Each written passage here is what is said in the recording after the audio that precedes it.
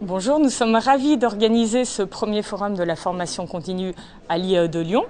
Nous accueillons aujourd'hui un grand nombre de professionnels qui sont à la recherche d'une formation continue dans notre établissement, qui se posent des questions par rapport à leurs projets de formation, à leurs projets d'évolution, au financement de la formation. Et nous avons proposé à ces personnes de venir nous rencontrer, à la fois pour rencontrer des responsables pédagogiques, pour parler de la formation, des anciens, des diplômés actuellement et un certain nombre de partenaires qui nous accompagnent dans cette manifestation.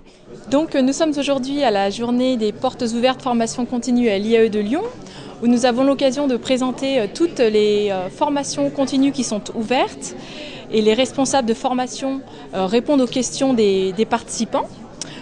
C'est une étape pour eux dans la préparation de leur dossier de candidature et ils peuvent déjà télécharger sur le site internet un dossier pour solliciter l'avis des responsables des formations pédagogiques. Georges Oblet, responsable pédagogique du Master Direction Commerciale Formation Continue. Nous avons participé à l'organisation des journées du 29 janvier et celle à venir du 12 février dans l'objectif de rencontrer un certain nombre de candidats qui ont des questions très concrètes à poser sur nos différents programmes de formation continue.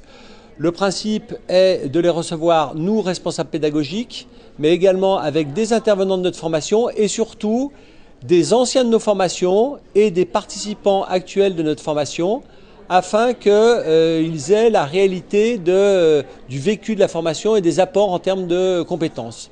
Alors, comment j'ai vécu cette formation continue? Eh bien, moi, j'étais en poste comme directeur d'un service social. Donc, j'ai vécu cette formation continue comme une année extrêmement dense. Donc, ça a boosté, je dirais, à ce moment-là, et mon activité professionnelle du moment. Cette formation m'a permis de mieux cibler mon projet professionnel et les métiers sur lesquels je souhaitais ensuite proposer mes services. Donc aujourd'hui, à l'issue de ce master, j'évolue sur des fonctions de formateur ressources humaines. Donc je donne des cours en école de commerce sur la fonction RH, dans ses contenus et son évolution. Et puis j'ai développé également une activité de coach auprès de personnes qui sont en problématique de reconversion professionnelle et qui souhaitent mieux cibler leur projet professionnel. Bonjour, je suis aujourd'hui sur le forum pour témoigner d'une démarche de validation d'acquis d'expérience que j'ai effectuée en 2009. Donc j'ai obtenu en fin d'année 2009 un Master 2 de Management Télécommunications et je suis là aujourd'hui pour témoigner de cette démarche et du processus de validation et de la structuration d'une validation. Je viens témoigner dans le cadre de la formation continue et de l'intérêt qu'on a à suivre une formation continue. J'ai pu la suivre au travers de l'IAE, au niveau du diplôme universitaire de conseiller en management. Et je pense qu'il est intéressant d'attirer l'attention sur le choix de la formation qui va être effectivement très important. L'élément important au départ, c'est effectivement de réellement identifier les besoins qu'on peut avoir par rapport à une évolution de carrière, de manière à avoir un complément de formation et de s'ajuster à son évolution professionnelle.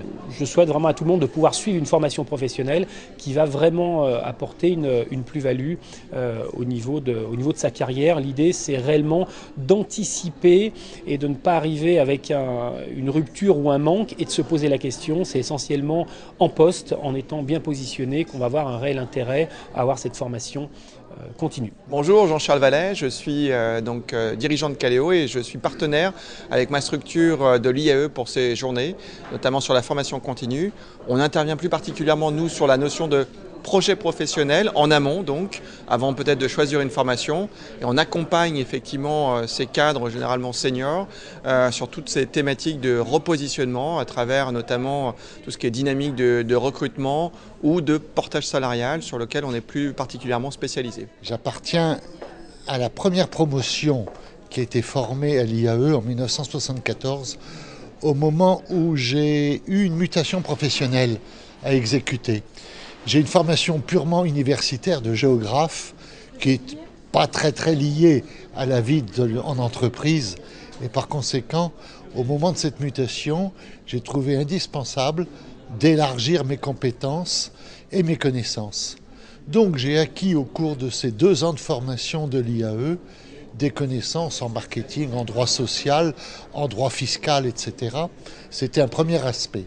Le deuxième aspect essentiel, c'est que nous étions une équipe quasiment pluridisciplinaire. Nous étions une quinzaine de formations et d'origines très variées et très différentes. Et les dialogues ont été très enrichissants.